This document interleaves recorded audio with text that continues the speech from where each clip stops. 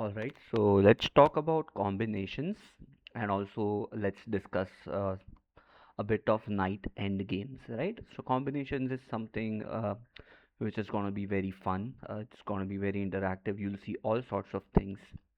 So basically, a combination in chess is when you apply two or more tactics on top of one another to achieve a tactical victory, correct? And combinations often arise from a positional advantage where the opponent has larger weaknesses, for example, like an unsafe king, unprotected pieces, overloaded pieces, or open lines to the king. So once you've identified the weakness, you can find ways to tactically accomplish what you want. So firstly, some hints that I really want to like kind of suggest or come across is don't quit on ideas too early. Often you will see the correct move but dismiss it too early when you see a defense. However, those defenses do not actually work. For example, let's take a look at this, right? There is a lot of nuance which is taking place over here. When I say nuances, there are a lot of pins, a lot of combinations, a lot of techniques. For example, firstly, you can see that the rook is pinned. It cannot go sideways because if it goes sideways, then a white rook from e1 can go all the way to e8 and it would result in a back rank mate. Alright, there might be some combinations with the knight as well. For example, you can trigger different types of attacks. For example, right now my queen on h3 looks at the pawn on h7, right? So if I really want to like kind of create some attacking threats on h7, something with the knight might be possible. So let's talk about this, but definitely you can pause the video whenever you like and you can solve taking your own time, but the positions will always be there on the screen. So let's start with something fresh, something nice. So uh, considering this thing in mind, right, if I want to checkmate with the queen on h7, the first obvious move that I'll be looking forward to, because there is a pin which is available on the e file, right, the rook cannot go sideways. So one move that comes across my mind is the move knight g5. Right, so what happens once you play the move knight g5? Let's calculate first. Let's say you play a move like knight g5 and like I said, there's a pin which is already there, pre-existing pin which is there on the board. So if rook captures the queen, uh, it is a win right away for white, right? For example, rook captures h3, rook captures e8, which is a back rank check. The only possible move, available move, is knight f8, and rook f8 would lead to a simple back rank checkmate. So this pin, the rook pin makes sure that the rook on e3 cannot move sideways. So let's count on other things which are possible for black. So one possible move would be, okay, all right, so because I cannot go sideways, probably the best thing for me to do is to win material. Let's say if there is time pressure, if there is uh, a blitz game which is going on, so this might look very juicy, right? Because okay, cool, so I can just, black can just capture the rook. But then what this often uh, would lead, or what this would lead, is to play queen h7, which would result in a checkmate, right? Queen h7 would be game over right away, right there. So indeed, knight g5 definitely helps. It's a tricky move. If the rook goes towards the right, you go all in and checkmate on e8, which is a back rank mate. And if the rook goes down below, then queen h7 is a checkmate. So also make sure you do not have to complicate things much. Like now you might argue about the fact, like, hey coach, what happens if pawn captures the knight, right? So you definitely can argue with regards to this. And then there are like kind of a lot of things which can take place over here as well. For example, rook captures e3 would be the best possible solution, right? Why to complicate things when you're just winning materials and you have these two files open for the queen and the rook respectively? But sometimes people always people will always go berserk, right? They would think about complications which might take place, like for example, rook takes rook and rook takes rook, and instead of playing a simple move like queen captures e3, white often plays the move queen d7, thinking that okay, all right, after queen d7, rook f8 is a forced checkmate. But you also have to count their defensive options, which is indeed black can play a move like queen b8 and sit there and relax, and black is pretty much doing okay in this position. I believe this would result in a draw somewhat, because not only does the queen on b8 control the entire 8th rank, but there are no possible threats available on the board. So yes, instead of complicating things, uh, when you have something very simple available, uh, probably might as well follow up with regards to that. So rook e3, and queen e3 is a simple way, because now there are a lot of options. You have these two strong open pieces, I mean major pieces on open files.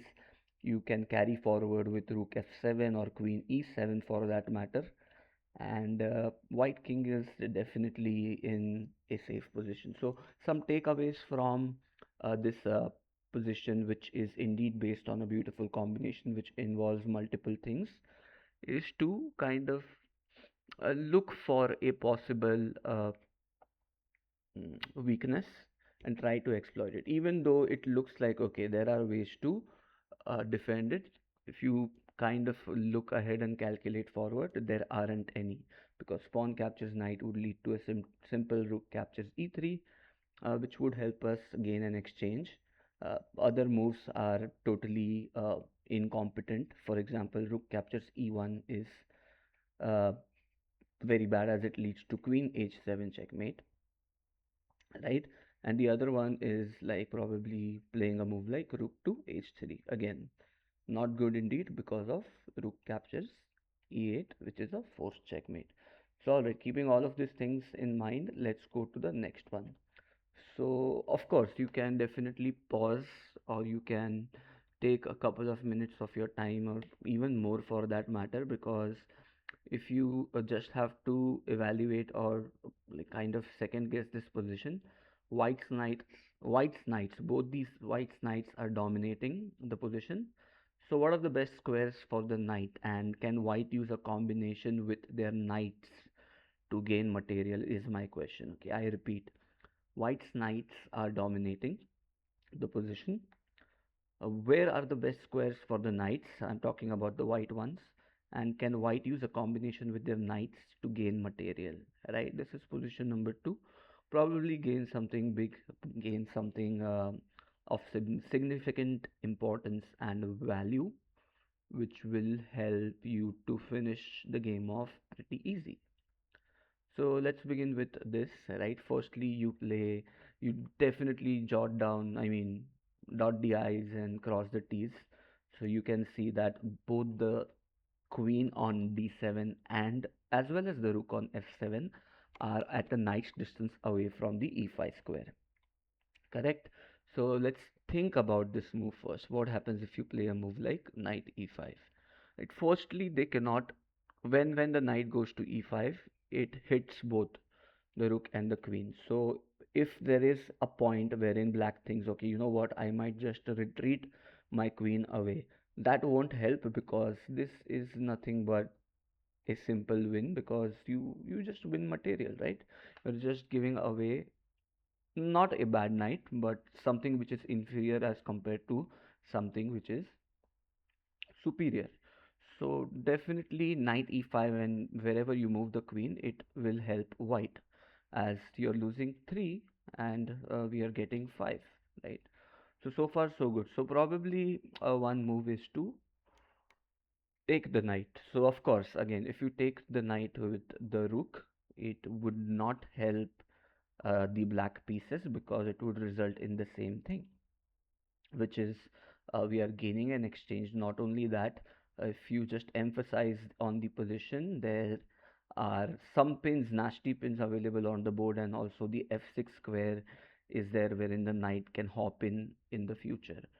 So probably the only move that looks like it makes sense is, okay, you play knight e5, so I might as well just take the knight, right? I might as well just take the knight and make sure, okay, fine, fair enough, I am just winning a piece for nothing.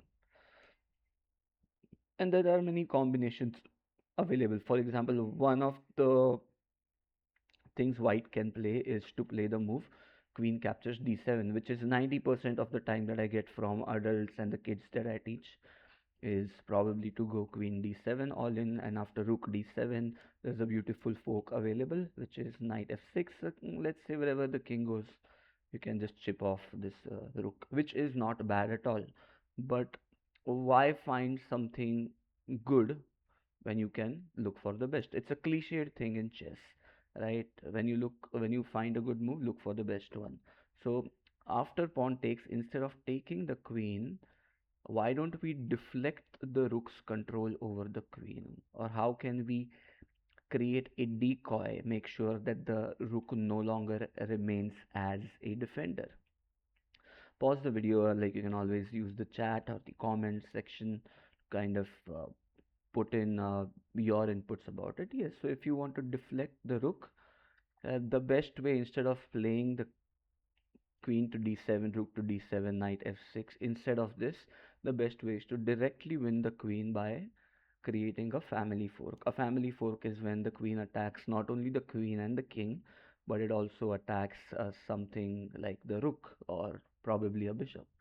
Right, so this is an excellent family fork. If the king moves, yeah, you just chop off the queen with your knight, and if the rook moves away, now it no longer controls the queen on d7. So yes, we can follow it up with a beautiful move, which is to play the move queen captures d7, right? So combinations like these might look difficult, right?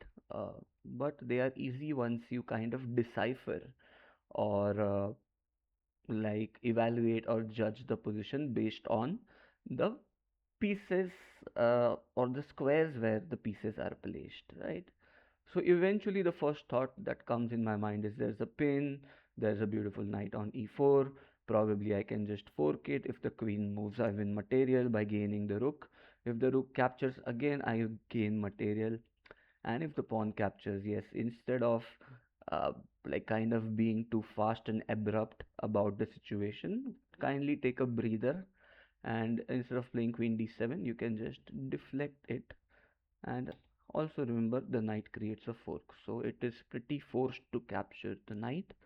And once that is done, the next half of your job, or the next move, is quite sudden and evident. Oops, not queen d6, but indeed it is the move queen to d7.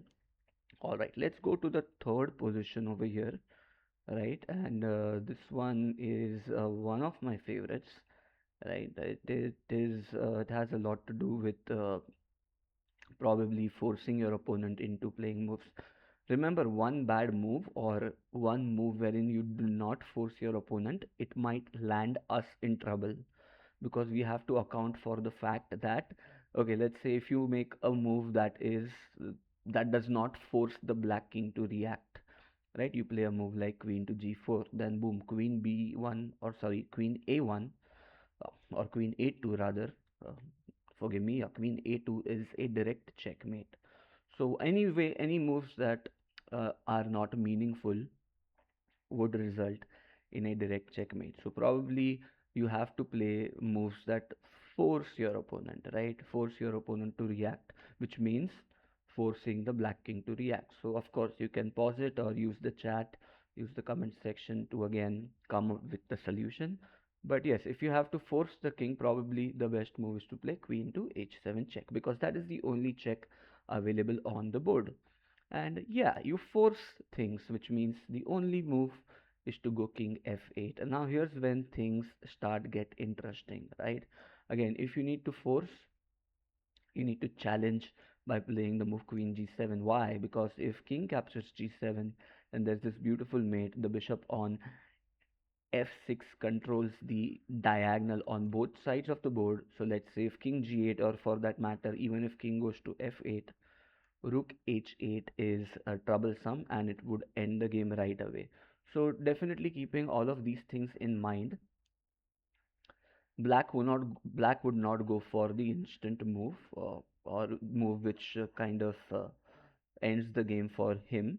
Black would instead play a move like king e8, and then comes the very solid move, uh, probably a move like rook to h8, right? You give a check, and then king goes to d7, and just keep checking, and probably it might just be game over. Like for example, if king goes to d6, then you can play a move like bishop e5, and if of course if rook captures e5, firstly rook cannot capture on e5 because it's a double check. So if king captures, you can simply play queen f6, which would lead to king e4, and rook h4 is a checkmate. So there are multiple ways. Try to find it out, try to decipher in your own time. But yeah, this is pretty straightforward. After queen h7, king f8, and if you're able to find queen g7, it should be pretty much game over. For example, if king goes to e7, then bishop c5 check, right? If rook c5, then queen f6, king goes to e8 only square, and rook h8 is checkmate. So probably queen captures c5 makes a lot of sense, but then again queen f6 check, king e8, rook h8, and it should lead to an eventual victory with a decisive advantage. So, yep. So finding clinical moves or finding crucial or forced moves are always good uh, for us, right? To maintain that constant uh, imbalance and maintain that constant pressure. All right, let's take a look. This position is also very interesting. Firstly, you need to understand the last move that was black played the move from knight to f7 to g5. Let's understand what the threat is. Firstly, the queen looks pretty much trapped, right? The queen cannot go to g3, h3, or e3 for that matter, because if the queen goes anywhere over there, it would be captured. Also, the queen cannot go to d3. Now take a deep breath and think, why can't the queen can go to d3, but it would result in an instant finish. For example, when you go to d3, right, you lose control of the g4 square. So rook captures g4, bishop captures g4, queen captures g4, king f1 and f3, keeping in mind that you have queen g2 available. If the rook goes to g1, then queen f4, you can attack from the other side of the board. So basically, if you just believe in the process of elimination, then moving our queen to any of the available squares or any of the possible squares is nothing much than a loss. So again, think, take a pause, and how would or how should white continue? Right? Firstly, white should continue by ignoring the threat of knight captures f3. Why? Because we have learned some themes in the past which can come to our advantage. For example, playing a move like rook captures h4, and then you might be wondering, is this guy crazy? You gotta be kidding me, right?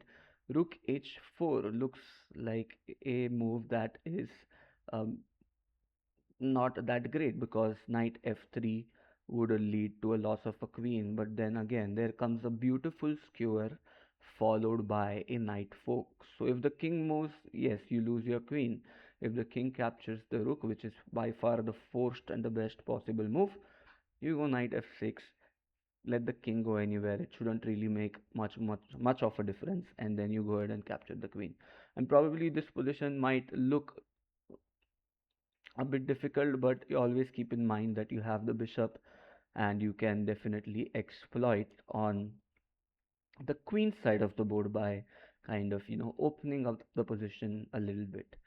So far so good. Let's take a look at another position. Okay, this position is pretty easy, and one of a very nice theme that you must remember.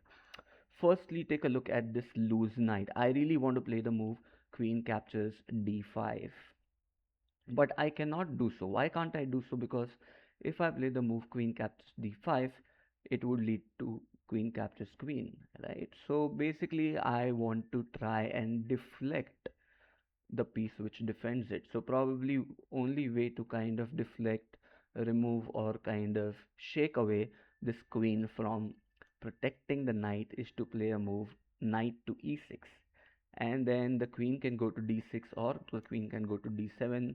It doesn't really make much of a difference. Let's say the queen goes to d6 or d7, then you have this brilliant queen sacrifice, which is queen captures d5, queen captures d5 followed by knight c7, and you end up winning an extra knight. Same goes for the move queen d7. If queen goes to d7, then you can just chop off the knight again by playing queen d5 followed by the same idea, which is to go knight c7 and take back everything that you have. And probably the final position again, one of the themes that I really like is that we are playing as black, correct? So here's the thing. I want to attract the queen to a bad square so that I can play the move knight c2 and create a knight fork, right? So basically bishop b4 looks quite evident. Like if the queen captures, but then boom, knight c2, and it would result in a winning position, giving us a winning position, giving us a lead right away. But the problem with bishop b4 is white would not capture the bishop. Instead, white would play a move like queen c1. So that's why bishop b4 does not work. So what we need to do is, firstly, we need to play a move like e3. Okay, if the queen captures the knight, of course, that doesn't make sense because the queen protects the knight. The only square is for the bishop to go is c1, or to play a move like bishop captures e3. So if the bishop captures e3, now you can play the move bishop b4 because the queen can no longer retreat as it is pinned. So if queen captures the bishop, then comes your favorite knight to c2. Perfect. And if the bishop goes to c1, we have the same idea in our head, which is to go bishop b4 again. If the queen doesn't move, you simply end up losing the queen. And if the queen captures the bishop, then knight c2 is game over. I hope and I assume you had an amazing time, fabulous time looking over and going through all these combinations, right? So I would like to repeat again that combinations are very powerful, and combinations are something wherein uh, you apply two or more tactics on top of one another to achieve a tactical victory. Combinations often arise from a positional advantage where the opponent has a larger weaknesses, like an unsafe king, unprotected pieces, overloaded pieces, or open lines to the king. So once you have identified these weaknesses, you can find ways to tactically accomplish what you want. Right? Don't quit on ideas too early. Often you will see the correct move but dismiss it too early when you see a defense. So however often those defenses do not actually work, you gotta make it work, right? So far so good. You can always take a look at the right side of the screen, which tells you more about the academy, more about the coach's number, more about his USCF rating, and you can get in touch and book a free demo session. Also, I would like to put what combinations are, how they can be solved in the description along with the website for the academy. I hope you all had fun, and take care and happy chessing.